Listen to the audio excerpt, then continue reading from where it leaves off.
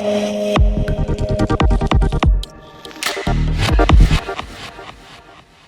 ora, welcome to Shared Lunch, brought to you by Sharesies with BusinessDesk. My name's Frances Cook. I'm the investments editor at BusinessDesk. Now, we have a great special from BusinessDesk for the listeners and viewers. You can find out about it at the end of this episode. But before we get started, here is some very important information. Investing involves risk. You might lose the money you start with. We recommend talking to a licensed financial advisor. We also recommend reading product disclosure documents before deciding to invest. Everything you're about to see and hear is current at the time of recording. And today we're joined by Mark Winter, CEO of My Food Bag. Welcome, Mark. Hi, Francis. Thank you for having me. Thank you for coming on. I mean, you only came into the role as CEO last year, and there's been a lot happening in that time, although, of course, you were Chief Financial Officer before that. So how have you found that transition? Has anything surprised you as you've come into the CEO role? Yeah, thank you. So I came in as the permanent CEO in November last year. I've been with My Food Bag for about 4 years. And while I'd been in the business, for an extended period of time to taking on the role, what I have found is that you are looking through the business with a very different lens as a chief executive compared to being a chief financial officer. Naturally, you have a broader perspective around not only the financials, but also other elements, including culture and so forth as well. So look, really enjoying that opportunity to take on an even greater leadership role. Yeah, how have you found that in terms of now being responsible for, like you say, very important factors like culture that are a bit intangible? How do you jump into that sort of role and get it going? Yeah. Oh, look, I think first and foremost, everybody owns culture, and that's certainly been my approach towards it over my career, including as CFO of My Food Bag. But you can make an even bigger impact and a bigger influence as a chief executive. The advantage, of course, of having been in an organisation and being promoted within it is that there are existing relationships in play. And so you already have a good feel and understanding of what are the things that motivate people, what are the things that they're interested in. And ultimately, you've got a one-on-one relationship in that you know a little bit more about individuals. And that can be really constructive in terms of that level of engagement. Equally, it's important to also reset. It's not to necessarily continue to operate in the same mindset. As a chief executive, you do need to obviously provide that direction to the business. And sometimes, you have to make the tough calls. And therefore, being everybody's friend's not necessarily something that you can do all the time. So that's been one of the things that's been important as part of that transition, is making sure that I have reset and kind of stepped into the role. Yeah, it's interesting stuff, that. All right, let's jump into what I find the most interesting of the stuff, though. The numbers. It's the elephant in the room, isn't it, really? So you listed on the NZX 2 years ago. At the time, that was the biggest New Zealand IPO in 7 years. Mm-hmm. The shares went for $1.85 each, and unfortunately haven't done well since. I checked just before we started this interview, and at that point they were at 19 cents. So what's happened? Yeah. Look, they're very mindful of how the share price has performed, since IPO. And from my perspective, my focus is certainly around the go forward and what we as a business can do in terms of driving growth and right sizing the business and seeing that ultimately be reflected in the share price.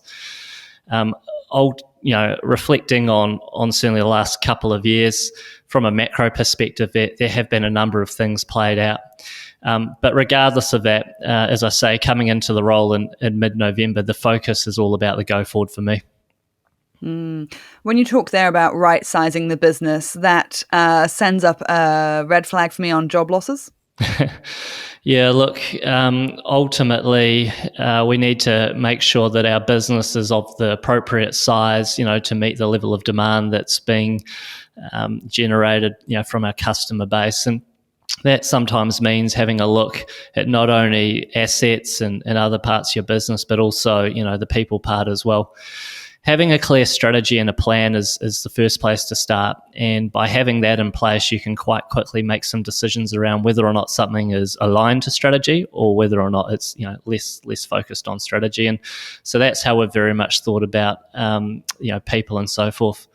We did have a look post the implementation of a strategy at what our headcount looked like, and that ultimately resulted in us making some tough calls about just establishing some roles. That took place in the fourth quarter of FY23 and was completed within the financial year. How many people did you lose? We haven't disclosed how many people that we lost, but needless to say that we did lose around about 10% of our non-operational part of the business. Do you think that'll be the end of it? Well, one of the things in business is to always keep your options open, and ultimately we have a responsibility to shareholders, to make sure that we keep the business profitable and on the strategy that we have set. So at this point, we certainly have no plans in front of us around changes around that, and certainly my ambition longer term is to be in the hiring phase rather than the firing phase. Yeah, absolutely. I'm sure that would be a much more fun experience, positive experience for everyone involved, really. Yeah. So we did see in your most recent earnings report that 60% fall in full year net profit, which must have been disappointing. Yes, certainly year on year, seeing net profit come down so much was disappointing. In terms of that result, it was primarily driven at the top line by lower delivery volumes. We saw both the combination of lower active customers and a lower frequency feed into that result. And that's ultimately flowed through the P&L. Our business had a level of fixed cost in it with capacity for growth.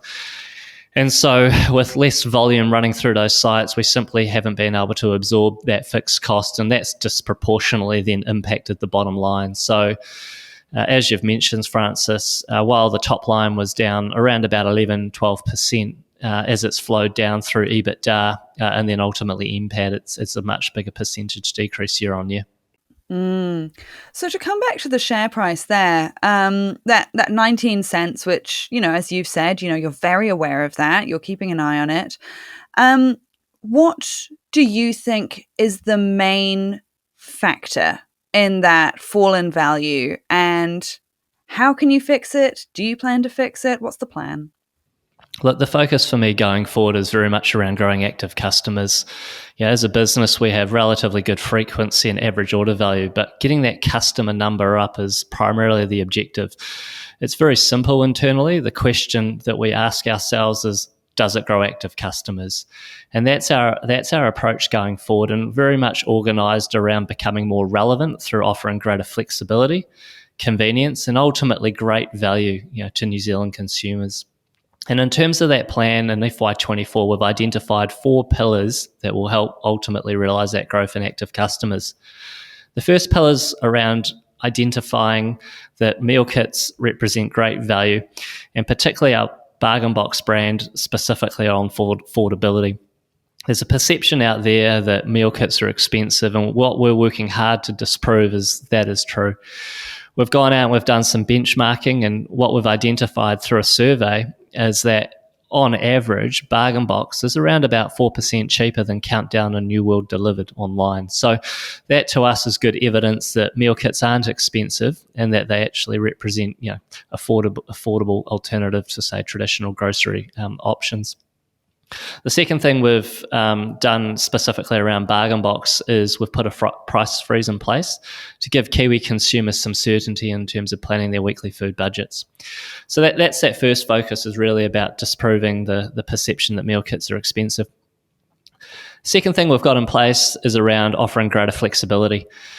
We've scaled our recipe choice recently to offer over 60 recipes in any given week, making my food bag very much the home of recipe choice. This has been enabled through the implementation of a recent investment we made in our supply chain, where we implemented some light automation, and already we're starting to see some great benefit of that, including being able to offer more flexibility to our customers. The third dimension that we're focused on in FY24 is about our Fresh Start plan. Fresh Start is an offering that has primarily been focused around weight loss, but over time has sort of morphed a little bit broader into health and wellness. And while that's been attracted a wider customer sort of awareness, it hasn't necessarily led to strong conversion. And so for us, it's about sharpening up that proposition, having a look at that offering, broadening it a little bit, and then ultimately getting that brand positioning reset and out there to help with the conversion.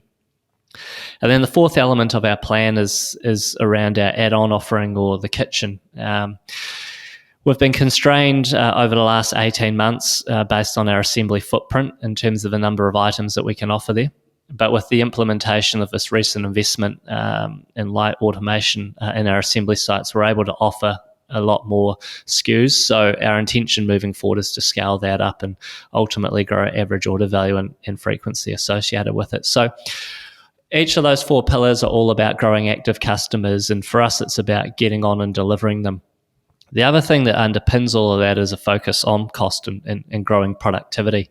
As I spoke about earlier, we are seeing lower deliveries in FY23, and so the focus for us is making sure that the business is right-sized and that we're constantly chasing out waste and becoming as productive as possible to support a better earnings performance. And you mentioned there about being able to prove the competitiveness of a product like Bargain Box versus supermarket delivery. Who do you see as your biggest competition? Is it supermarkets or other meal kit companies? What's certainly taken place over the last 2 to 3 years as the COVID pandemic has played out has been a real pull forward in demand for online food. Consumers have asked for greater convenience, a preference towards food delivery.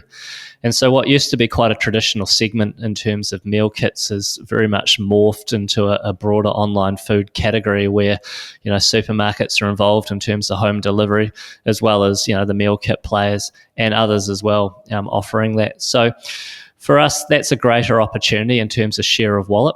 Kiwi consumers, they want great value. They appreciate the convenience in terms of delivery. They like the removal of the cognitive load in terms of trying to figure out what's for dinner this week. And we play right in that sweet spot, so we're well positioned to capture that. Yes, and I'd be interested to know, I mean, you've mentioned Bargain Box, you've mentioned Fresh Start, you've got some really strong brands there. Yes. When you're looking at your brands, what do you see as the one that you're looking to lean into? The lower cost options, are they the way forward, or is it about high-end gourmet experiences that you can charge a premium for? I'm sure that you have more than one strategy with these different products, but what's the main one that you want to lean into? Well, I think, Francis, that's the right observation. Every consumer is different, and ultimately that's why there's strength in having a portfolio of brands, because you can, position each brand to suit a certain segment of the market. For us, it's been really clear, first of all, around what each of those brands represent in terms of their positioning, so that they are clearly differentiated, and what you don't, kind of end up with is sort of cannibalization or a lack of clarity around, which brand to purchase. Having a real focus around flexibility and offering more recipe choices is a logical step in terms of attracting a broader market as possible. If I think about My Food Bag, while we have My Food Bag as a brand, within the recipe choice offering that we have in play, we have recipes that are 15 minutes or less. We have recipes that are focused around plant-based and vegetarian diets. We have recipes suitable for families. So having filters and preferences, to help segment the offering within a particular brand, as I say, allows us to chase out more consumers. Go on, though. You haven't picked a favorite. Oh, look, I mean, if I think about even myself as a consumer, I actually move through the portfolio depending on, where my lifestyle is at. I've got a couple of young kids at home, so for us, Bargain Box works quite often. I find that it's tasty, non-polarizing, and fairly easy recipes to put together. Other weeks, it's my wife and I predominantly eating, and we find that the My Choice offering within My Food Bag suits our lifestyle really well. There's something a little bit more culinary within that that allows us to kind of pursue a certain type of cuisine and so forth. And so, as I say, it's the real strength of having that portfolio across the brands and for customers to be able to migrate within it. It is interesting that when you can offer people the choice of the recipes each week so that they can change a little bit, even as they stay within one plan or the other. Mm. How important has that been in terms of, I'm sure there's a lot of technology behind that. Has that required investment? Yeah, absolutely. And so, as I talked a little bit about earlier, we've undertaken a significant investment in our supply chain, which I would characterise as truly transformational in terms of what it enables for my food bag.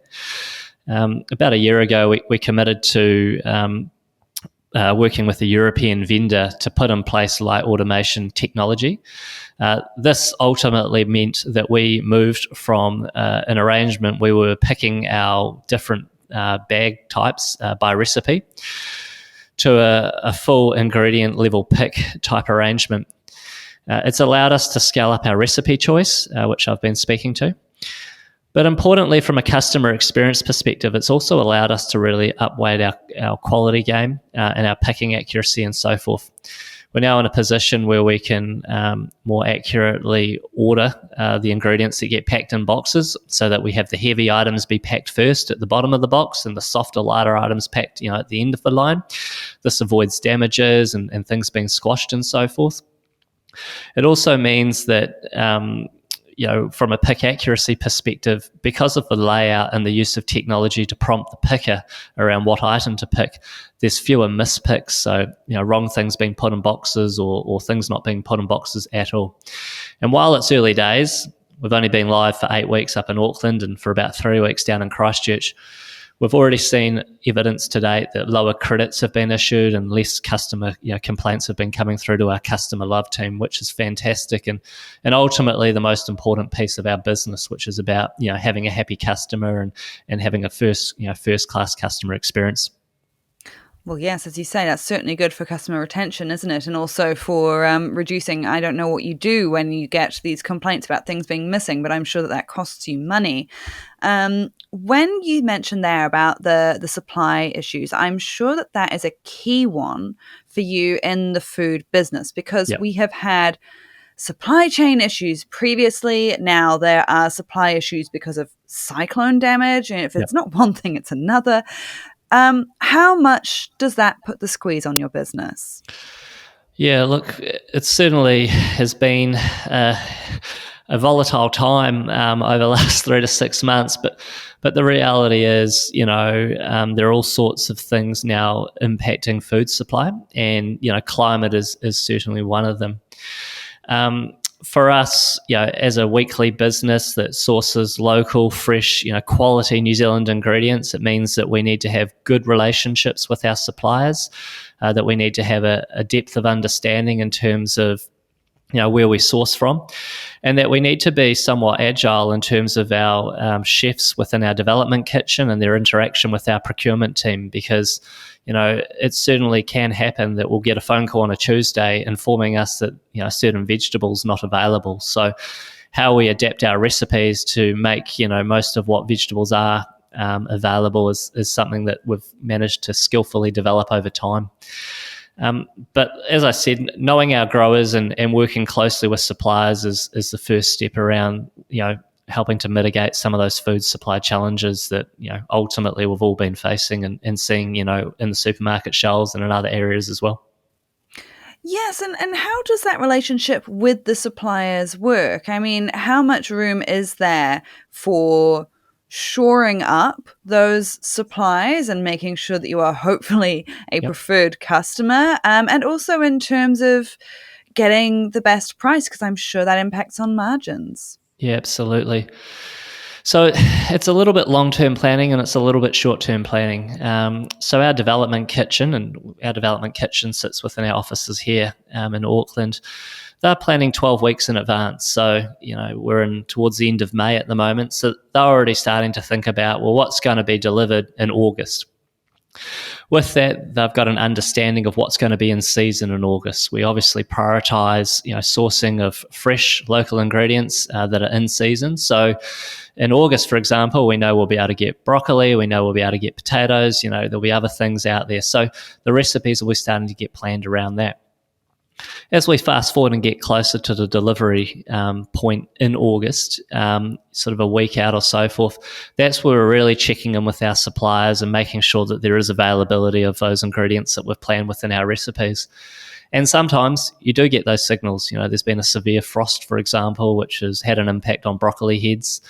And in those situations, our chefs are very skillful in their ability to substitute out. So in this case, they might substitute in some bok choy to replace broccoli and so forth. So that's very much a part of our operating model in terms of how we work.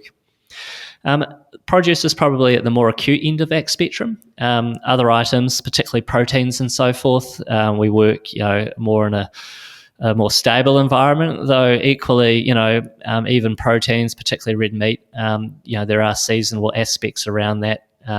We take fresh chilled red meat, for example, so at times it can be more difficult to source than others. And then other items, we have dry goods and things like that, so it's a lot more straightforward in terms of sourcing it.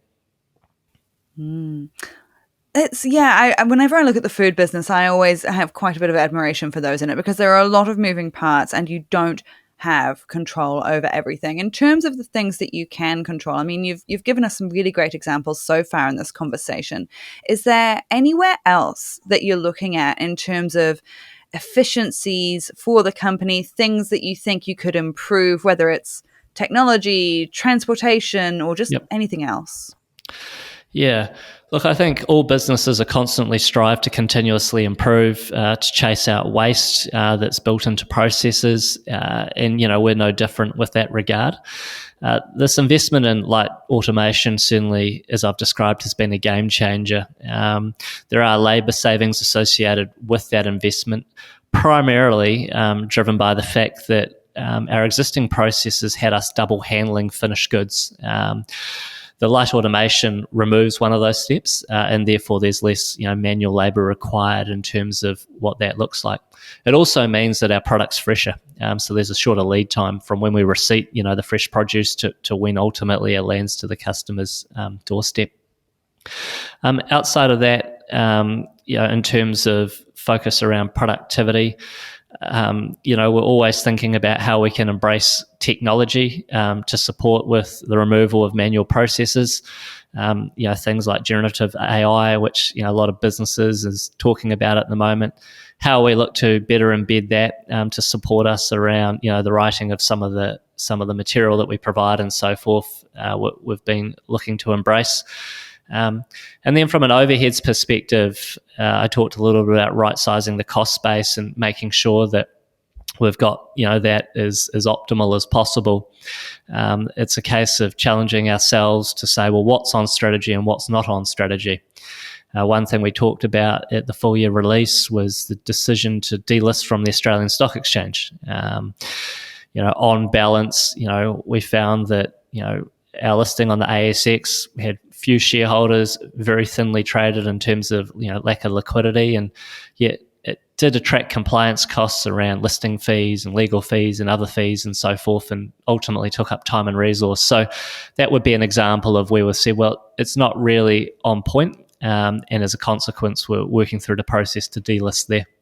What about in terms of the New Zealand shareholders? I mean, there's sometimes been a bit of chatter about things like a share buyback. Is that even on your radar at all? New Zealand, is our primary listing on the NZX, and in terms of some of those, changes around, capital structure and so forth, there's nothing certainly in front of me at this point to comment on. The focus, particularly as the CEO and for the business, ultimately is getting on with delivering results and executing on that strategy I talked about earlier. And you've mentioned there about the different strategies that you have, the different offerings. And you have quite a few products already, but what about any other gaps in the market? Are you thinking about any other places you'd like to go next? Any other ones that might be launched, or are you focused on solidifying what you've got? Yeah, look, I certainly recognise the fact that My Food Bag is a brand that has high awareness within New Zealand. We've interacted with well over 250,000 households over our 10-year life. We've got capability in terms of our supply chain. We've got marketing, e-com, and ultimately current culinary expertise within this business. So it's not hard to imagine My Food Bag entering into other adjacent categories and broadening its offer. Our introduction of our add-on range, the kitchen, has been a great way to effectively test some of those other categories in terms of how their appeal and their uptake is with consumers. So we've been learning from that and certainly thinking about that. But primarily the first step for our business is about growing our customer base. I'm very sure that by having a greater active customer base, by being more relevant, we've got a stronger foundation to then potentially look at going into other adjacent categories and so forth. And there are, of course, plenty of overseas meal kit companies as well as, competitors here. Are there any overseas that you look at as an example of what you want to be, let's say, inspired for what to do next? There are a number of players overseas, and we keep an eye on all of them. What we've seen, predominantly is not too dissimilar to the path that we've followed to date. We've seen Gusto in the UK, for example, significantly scale up their recipe choice offering. I think there are sort of 65, 75 recipes on offering, which is a lot. One of the considerations for us is how many recipes are too many recipes. Choice is fantastic, but equally, if there's a cognitive overload and a customer falls out of the journey on the website because they can't choose because there's too many to choose from, well, then it's probably become ineffective. But so there's things like that. Further afield in Canada, there's a meal kit company up there called Good Food. They've gone through a bit of a reset. They went down a path of sort of micro fulfillment centres and scaling up a grocery range. It didn't work out for them, and they've ultimately retreated back into their core, which was interesting to note. Sunbasket in the US, a lot more niche, more of an organic offering and specific diets within it. We've had good success, for example, with our introduction of plant-based diets and that. So, there's no one business out there that we would look at to emulate or copy specifically off, but having an awareness of what other meal kit companies are doing is obviously really important, but also shouldn't be a constraint, given my comments earlier about how I've seen, and my perception is that meal kits ultimately are part of a broader online food category. And you mentioned before about the 4 pillars that you're looking at in order to get the business going well, some of the automation you've brought in. It all sounds like there's some good strategies in play, but the trick is always time, isn't it? How long do you think until this might pay off? Well, that is ultimately a good question. And for us, the focus is getting on and delivering some of those initiatives I've spoke about. We've been out there with Bargain Box now, really since the start of the year, when we made a conscious decision to get it back on TV and broaden its awareness through using TV as a medium to capture more eyeballs. Around flexibility, we've just recently gone out with our scaled up offering around recipe choice in the last couple of weeks. It's early days, and a big part of that now is about promoting it, and not only informing current customers, but really getting the message out to existing customers who may not have taken a delivery recently, and letting them know that actually there's a lot more choice on offer. Fresh data, we've refreshed the website recently to support some of that brand positioning work that I've talked about, and there's other work underway, and we look forward to going out with that a little bit later in the calendar year. So it's always a case of just getting on and having that clear plan and delivering with it, but equally having an open mind and adapting where the market signals are there. we're seeing good success with Bargain Box. We're seeing new customers come into Bargain Box, and new old customers kind of reactivate back into it. So that's been fantastic. So how do we kind of build further on that momentum? All right, this time next year, when it comes time to put out some more results and have these sorts of conversations again, Yes. what are you realistically hoping to be able to say about the company? What do you think you'll be able to say in terms of profitability, and how do you think the share price might react?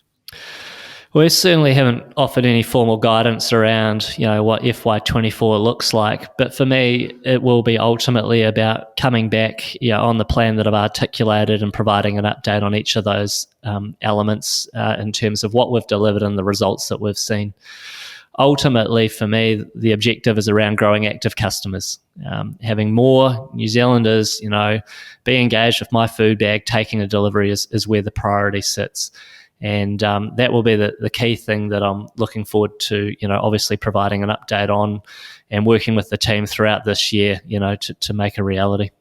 And when you are, just keeping that crystal ball in front of us for a little bit longer, when you're looking at the next 12 months, what do you think could be a strength for your business to lean into? And what do you think will be a challenge that you'll be focused on overcoming?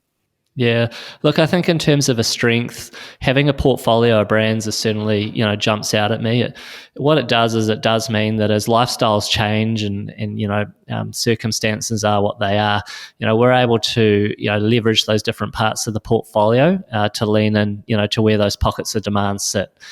So I certainly, that's been our experience, in this financial year, and certainly I anticipate will be over the coming, months and year ahead. In terms of the challenges, well, I think it's a continuation of what we've seen to date. What we've seen is very strong food price inflation come through. We saw it at record levels in February. I think it was a 36-year high. While I suspect that will subside to some extent, I do expect, inflation to prevail. And with that, of course, will be the response, centrally from the RBNZ around elevated interest rates. And, for many households, this will put a strain on their budgets. This will mean that, they have less, discretionary spend available to them. But the thing for us is ultimately, what we're providing is food.